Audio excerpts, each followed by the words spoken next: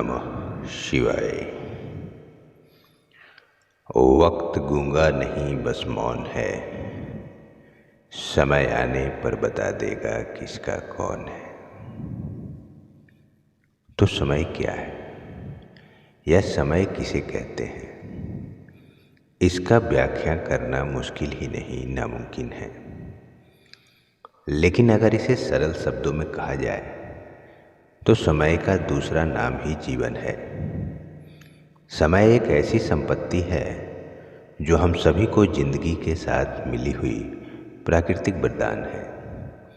इस धरती पर बाकी सभी संपत्ति हम अपनी मेहनत, ज्ञान और कर्मों के द्वारा अर्जित कर सकते हैं, लेकिन हमें मेहनत, ज्ञान और कर्म को निरंतर करने के लिए भी समय चाहिए। समय एक ऐसी संपत्ति है जिसका हम अर्जन कभी कर ही नहीं सकते। अगर समय का कुछ कर सकते हैं तो वह है समय का संयोजन। इसे टाइम मैनेजमेंट कहते हैं।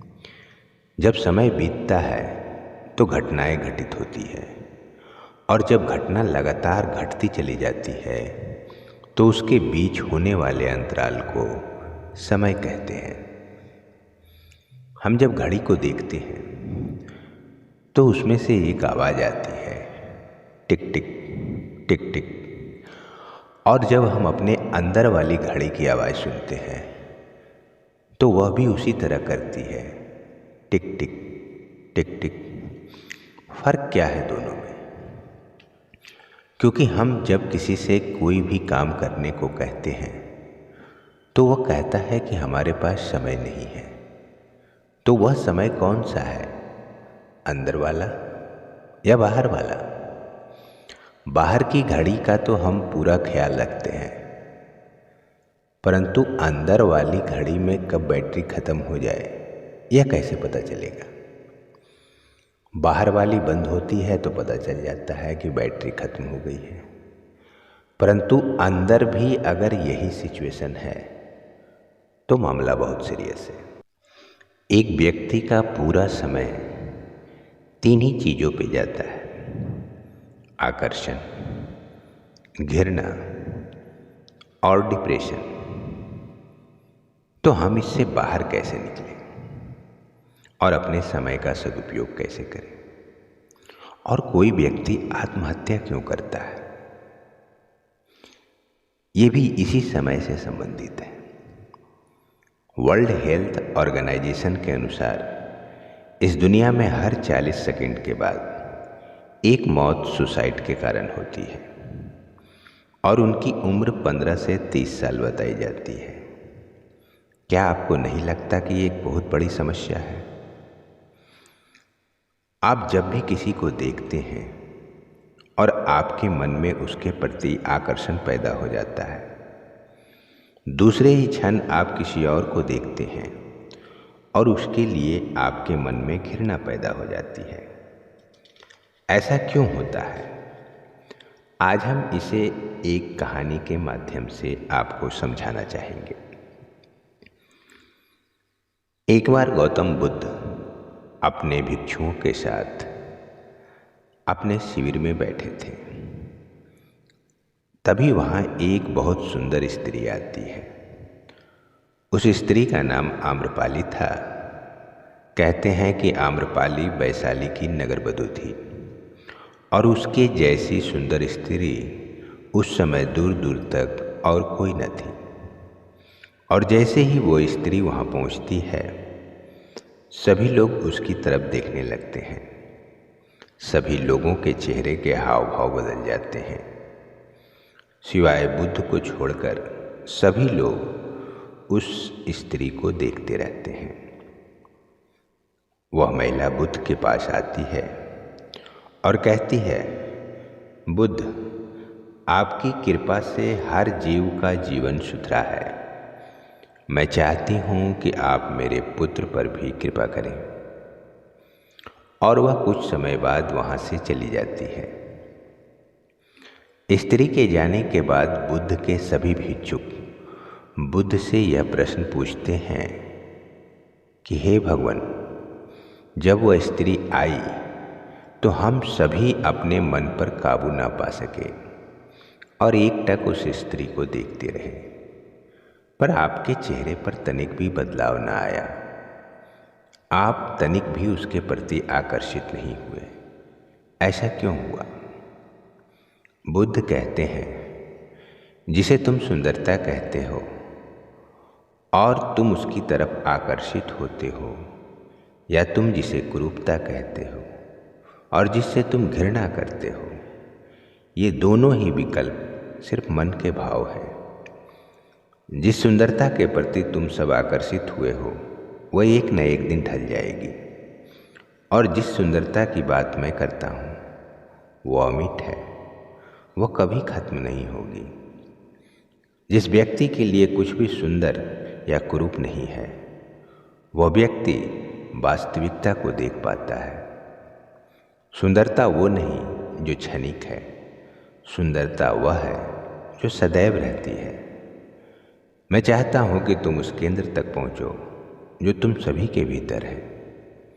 अगर तुम उस केंद्र पर रहना सीख गए तो ना कोई सुंदरता तुम्हें अपनी तरफ आकर्षित कर पाएगी और ना ही कुरूपता तुम्हारे भीतर घृणा पैदा कर पाएगी, और फिर तुम अपने समय का सही सदुपयोग कर पाओगे।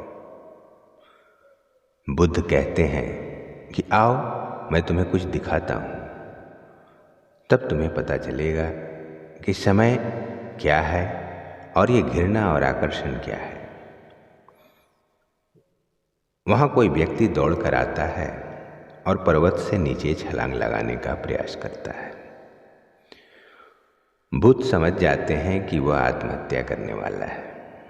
बुद्ध उसका हाथ पकड़ लेते हैं और पूछते हैं कि तुम ये क्यों करने जा रहे थे?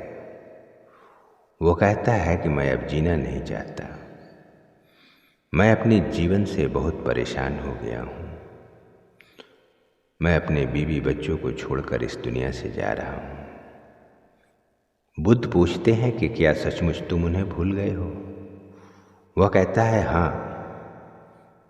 बुद्ध कहते हैं कि अगर तुम मरना चाहते हो तो मेरा एक काम करते जाओ।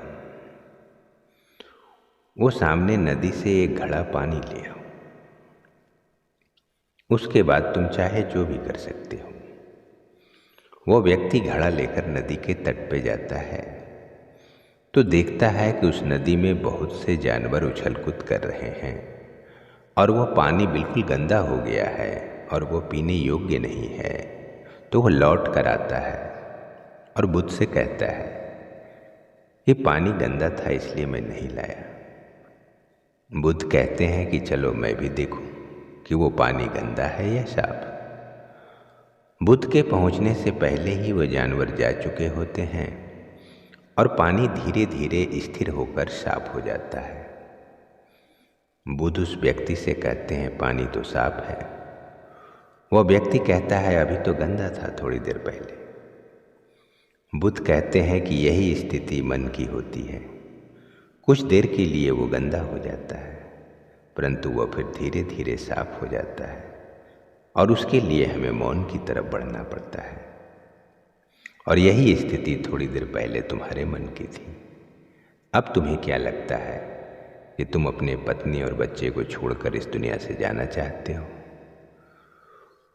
वह व्यक्ति बुद्ध के चरणों में गिरकर क्षमा मांगता है और लौटकर अपने परिवार के पास चला जाता है। बुद्ध कहते हैं कि यह आकर्षण, क्रोध, घृणा सब क्षणिक है। किसी भी बात की अति, चाहे वो सुख ही क्यों न हो, वह केवल दुख को जन्म देती है। इसलिए केवल मध्य में रहो। जो जैसा है वैसा ही दिखेगा। डिप्रेशन केवल दो ही कारण से होते हैं। पहला, हमारी एक्सपेक्टेशन का पूरा ना होना, और दूसरा, रियलिटी को एक्सपेक्ट न करना। जब हमें वो नहीं मिलता जो हम पाना चाहते हैं तो हम डिप्रेस हो जाते हैं, और इसी कारण से हम अपने समय का सही सदुपयोग नहीं कर पाते हैं। इसीलिए परमात्मा कहते हैं कि तू किसी और को बेनकाब न कर, हम बैठे हैं। तू हिसाब न कर। उम्मीद करते हैं कि यह वीडियो आपको पसंद आया होगा। धर्म, अध्यात्म और जीवन के सत्य को जानने के लिए आप अपने चैनल दिव्यांश दीप को सब्सक्राइब जरूर कीजिए और इसे लाइक और शेयर भी जरूर कीजिए। और ऐसे ही ज्ञानवर्धक वीडियो को सबसे पहले देखने के लिए आप नोटिफिकेशन बेल प्रेस करना ना भूलें। जय श्री कृष्ण।